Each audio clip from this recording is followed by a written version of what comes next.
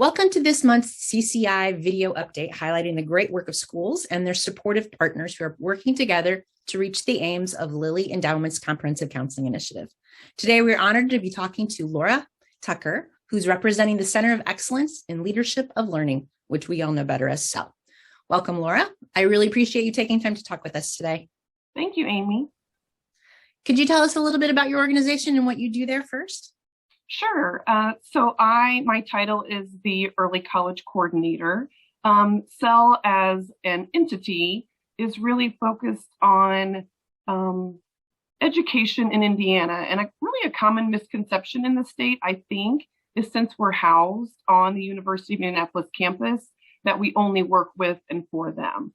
And so just so that everyone knows, really CEL is a not-for-profit that is sitting in the university. We love them and adore them, but we also face outward into the community and into the state. And so we really dive deep into change in education and innovative change. And so currently, we're doing a lot of work in teacher credentialing. We've done a lot of work with counseling. We're doing a lot of work with early college and student credentialing. So any problem in education in Indiana, we try to look at creative ways to help and support schools. Awesome. So, Lilly Endowment's goals were around academic success and graduation and post-secondary readiness. How does your organization help schools reach those goals? Sure. I think that in the initiative that I work with, so CEL has multiple initiatives. Currently, I'm working in the Early College Initiative. And so our goal is for students, specifically low-income, underrepresented students, to help them access post-secondary credentials, college credits, technical certificates, and really have access and knowledge that they can proceed to the next level, whatever it is that they choose. So sometimes the title early college gives the impression that we are only focused on students going on to a four-year institution, and that's not necessarily the case. Those technical certificates are key as well. So do you have a story or two of particular schools you've worked with and some successes you've seen there? Oh gosh, there are. So we have, I think this year, I would have to count them because we've just kind of completed our endorsement cycle. But I think we're at 45 endorsed early college high schools in Indiana.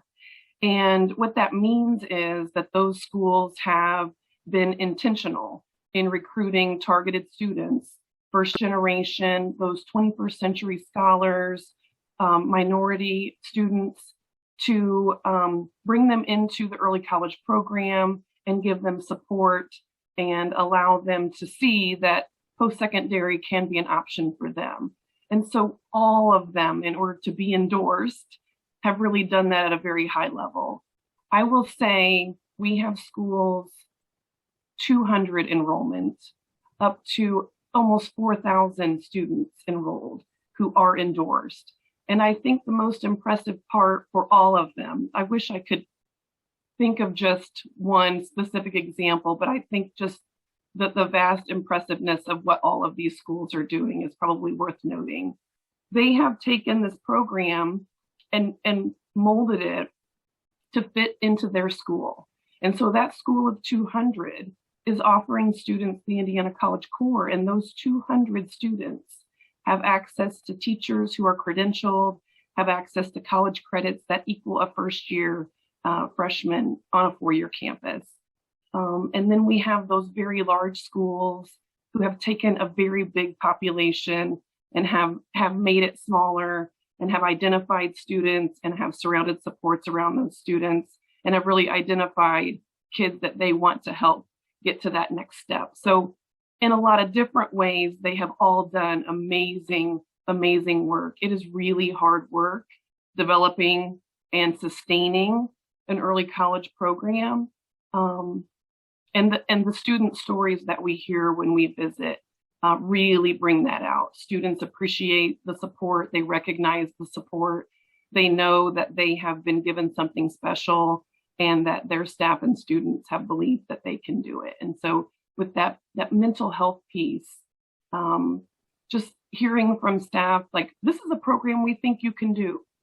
sometimes can elevate a student's um, willingness to give an effort to something. And, oh, I have some people here that think I can.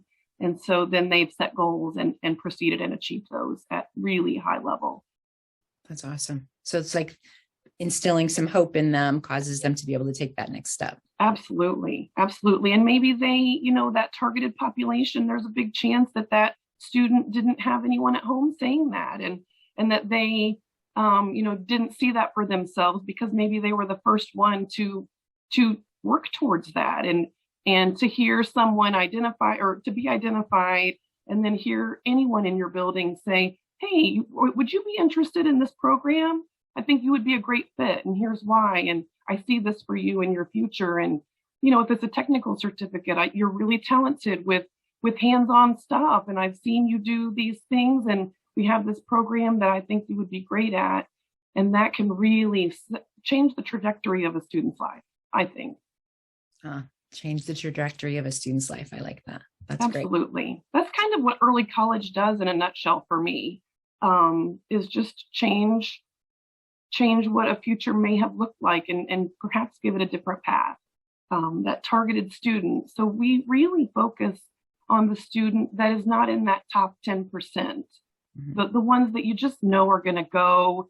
They've got it, right? They've got the grit, they've got the academic strength, and they are not a concern in their school. And so early college is not necessarily, that's not who we're talking about. And so we're really focused on that middle kid, that sometimes can get forgotten in a school community, especially those really big ones. And that's what I think is so impressive with those really large early college programs. That's awesome. So, Laura, I'm sure that you know that public education has gotten pretty tough in the last couple of years.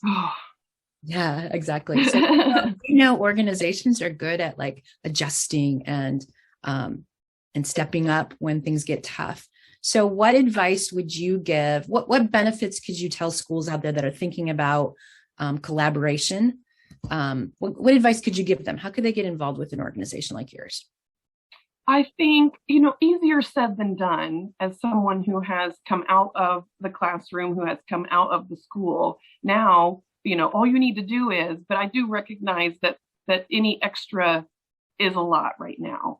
But I think simple things, connecting to newsletters, sometimes connecting to a newsletter, maybe you don't read the whole thing, but maybe you see something and a link, and it takes you to a professional development opportunity, and you learn a little bit in that simple way.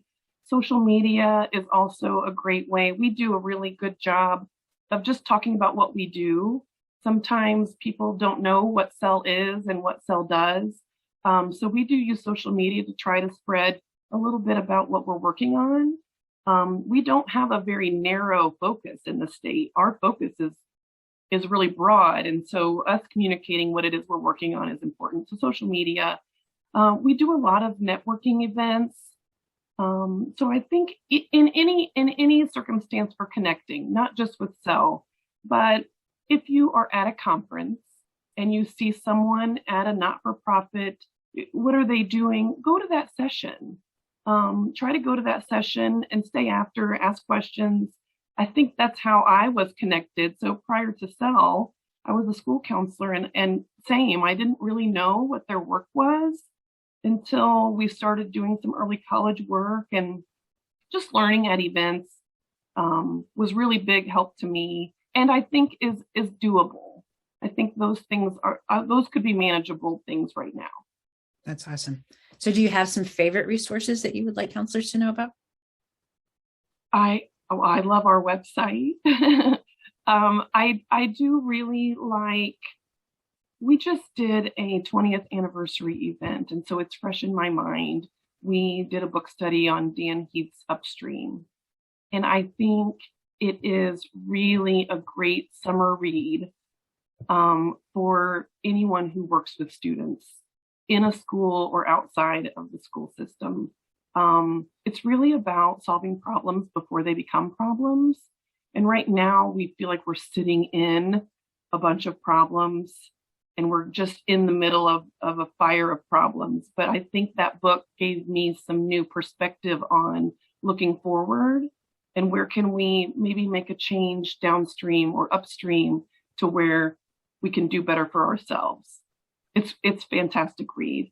I love the DOE supports. I dive into the Department of Ed supports. Sometimes getting and navigating to what I'm looking for can be a little bit more time than what I wanted to spend, but I always get to what I'm looking for and I can find the answer to the question that I have. So that would be one that I use currently and I hope would be helpful to schools as well. Excellent. Thank you, Laura. Is there anything that we didn't talk about that you would like to talk about or touch upon? Oh, I could talk about a lot of things. No, nothing in particular. I'm just really proud of the work that we do for schools. I really hope that we have more schools that connect to us and we can talk to about what we do and how we're supporting the schools in Indiana. Excellent. Thank you so much. Thank you to our guest, Laura Tucker, for joining us. And thanks to our viewers for watching this monthly CCI video update. We will see you again soon. Thank you. Thank you.